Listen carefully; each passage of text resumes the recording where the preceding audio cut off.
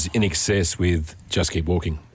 89.7 PBA-FM. How's the confidence? How's the swagger? Hey, Sargsy?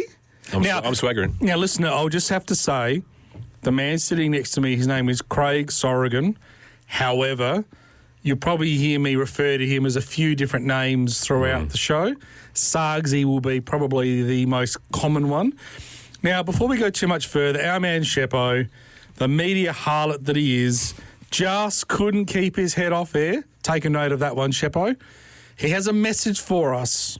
I'm committed to hating it before I listen to it. Cameron? You will hate it. Play.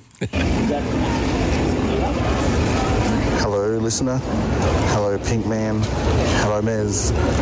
Hello, the special guest, Craig Allen Sorrigan.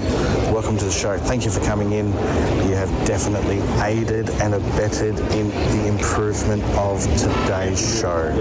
Sorry I can't be there.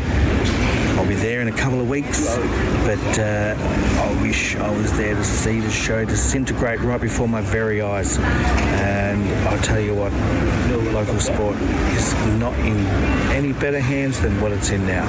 So thank you, Craig, for coming in and leading the boys back on the front foot, hitting a home run and sliding into home base as they come around the corner. Thank you very much, gentlemen, for looking after my little baby, which is the show. And we'll see you guys in a couple of weeks. Ciao, baby. Oh, he gave you a chow, baby. So just there's a few things to unpack. Unpack that. First of all, I'm not entirely sure why Mix recorded that message at the local swim centre, because clearly there's a lot of background noise going on there. And his baby, did you hear that, Cameron? Yes. My baby, he said my, not our. My. Well, his name's on the front of PBA-FM Towers. Is your name on there? Nah. Is my name on there? Nah. It's Local Sport Matters with Mick Shepherd. Tell you what. On the Golden Grove footy, that's what we're here. Local sport, that's what we're here for.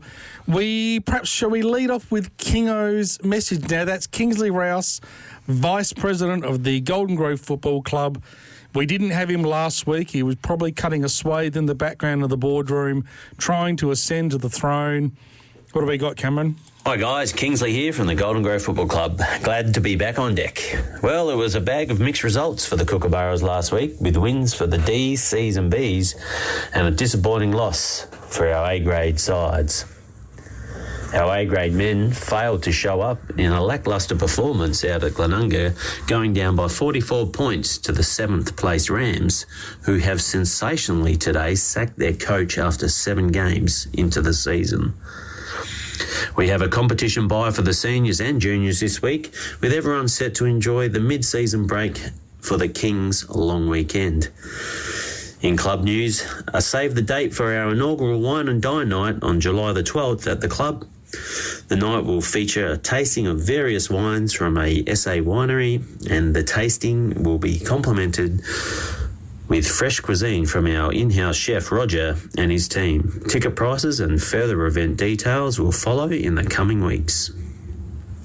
Don't forget the club will be closed over the long weekend, but rest assured we will be back from Wednesday night with the Cooker Kitchen open from Wednesday through to Saturday night. Enjoy the long weekend, and I'll be back again next week. And remember, be good or be good at it. See you next week. Oh, Kingo, I tell you what. He has gone the thump on the A-grade, has he not? Oh, sunk the boot. Failed to show up. Liam Verity failed to show up. Liam Verity, friend of the show. Kingo, that's savage, my man. So we'll go through these scores, and as always, we start with the ladies who, we'll start with the B grade, who struggled a touch, Cameron. A bit. So they played Payneham Norwood Union, and this was at Golden Grove. And Payneham put up 11-13-79 to Golden Grove's 2 points. Sargsy, not ideal. Not ideal. The A grade, though, now this was a much better showing from them, and I think they might have got a few players back, Cameron. It's important. Cameron? Yes. Okay. They were defeated, but Payneham 7-12-54 defeated them 5-1-31. So the girls doing much better there, or the ladies, I should say. The E grade. Now, these bottom three grades for Golden Grove, particularly the season Ds, have just been rampaging through season 2025. The E's fell over here, so that looks like they were away to Prince Alfred. Oh, no, they were home, sorry.